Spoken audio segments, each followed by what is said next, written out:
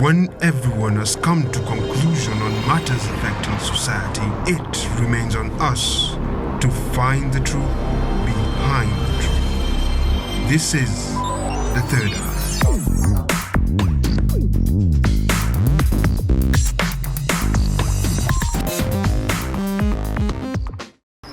Welcome to The Third Eye.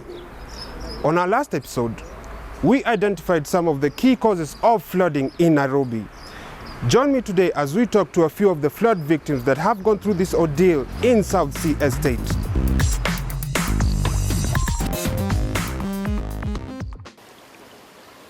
With just a few months gone since the heavy rains that occurred in Nairobi, most people can't forget the ordeal they went through during that period. Loss and destruction of property was a norm. Zile vitu zenye nilikuwa nazo nafikiri karibu zote zimekufa. Nilikuwa na hizi kompyuta 3 na laptop na ile DVD, malazi na uko jikoni pia na chakula. Hizo vitu zote nikiestimate ni kama 1,100.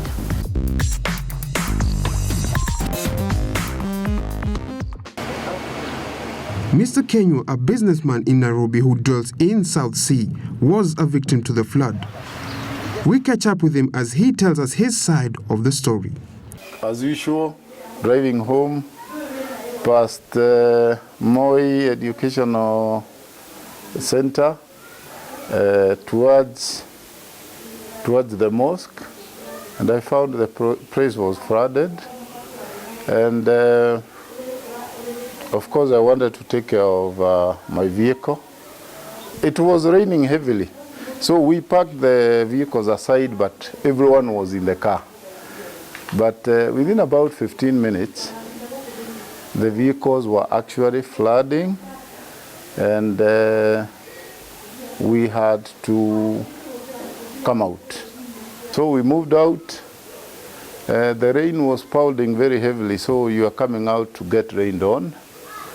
By around 1 o'clock, the flooding was quite serious, and the vehicles were actually getting lifted. Within about 30-45 minutes, my vehicle was swept away. That is the time I realized that actually the flooding was a risk. We were actually in quite a risky situation.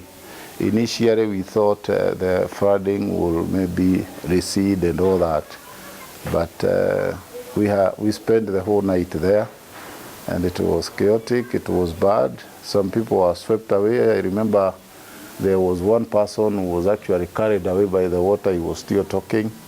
So people should take this flooding very seriously. It's not a joke. Mr. Kenywa is worried that people aren't taking the flooding issue seriously. People are losing their lives and property. Some of us went to, I perched on top of a chicken pen, the one that they used to sell chicken. I don't know the correct name for it. You know, this is something temporary. So we were up there. Some other people had climbed on top of some charcoal bags on the side. And by then, and you can imagine, we stayed on top of that pen from around 2 a.m. to 6:30 a.m. It was very tiring. We were actually desperate, and it seems nobody would have saved us. We had to hang up there for the whole night.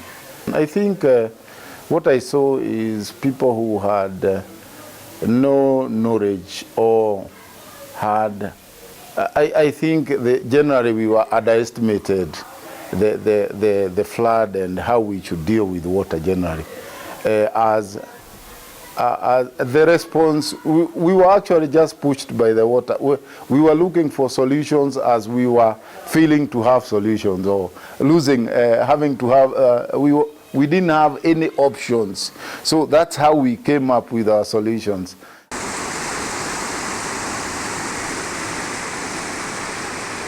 Mrs. Felicia Kenywa was worried after her husband failed to get home on his usual time. She tries to tell us the story with humor, perhaps happy that her husband got home safe and sound. So around 11, I woke up, I found he has not come, so I was like, that's quite unusual. But then I said maybe he had some business, commitment. Again, due to my drug, I slept. I wanted to turn around 3:30 going to 4. And I saw now, this must be something. I mean, it's not usual now. So I called him, asked him, and I was actually shaken because I didn't know what you tell me or whether you pick the phone. So he rang once, twice, and then he picked. I asked him, are you okay? He said, yeah, I'm fine, but I'm perched on top of a chicken pen. I asked him, can you drive home? He told me, no, even the car went. I'm like, what? Yeah, it was swept away. Can you see it? No, I can't see it from where I am. It was just swept. And so I made fun and asked him, so it's coming home. The car is coming home on its own. But believe me, from that time, and then I asked him, can I come for you? He told me, no, you can't drive. I mean, the place is not passable. Even the Red Cross and the Sonko rescue team is here, and their car also got stuck, so there's no way you can get here. So that is what happened. Morning came, I woke up, I prepared breakfast.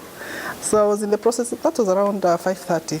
So I asked him, now, where you are, can I bring you some tea and some change of clothes? He told me, no, let's wait and see. Around 6, I'll tell you whether I can come over. So 6, again, I called him, he told me he's on the way, and he'll just come and he takes the keys because, we only had one key. The other one was in his car, and the key, had gone, it was left away with the car. And I looked at him, I saw a different man. Actually, I didn't know how bad it was until I saw the photos now of the vehicle. But I could imagine how, because last year I was almost in a similar situation. Just the same car route. There was so much water, and I felt, the car was being pushed side by side, from side to side. And I stopped. Then one mzee told me, Madam, has the vehicle stopped? Has the vehicle stalled? I told him no, but I'm trying to accelerate, it's not moving. So he told me, try again. At that time I was so shaken that, the lights were actually under the water. So, and I could even be like this, I could see the water there. So Rita, in fact, in just a few seconds, I told God, oh God, I don't want to die like this. And I thank God, but I'm grateful that he's well. In fact, I told him, forget about the car and everything else, as long as you are fine, you're alive, that is the most important thing. The bridge on Mombasa Road near the South Sea KPLC power station tells the story of negligence that has been going on for some time. Debris and sand have filled the riverbed, making the water level to rise during every rainy season. This time, water was forced to find its way by passing over the bridge, making it even more dangerous for the vehicles passing under it. Will the story be the same during every rainy season? Can the issue of flooding in Nairobi be solved once and for all, or will it just remain a cat and mouse game? Can it be blamed totally on the county?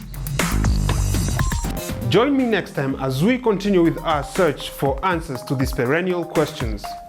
Until then, I'm Randy. Come out.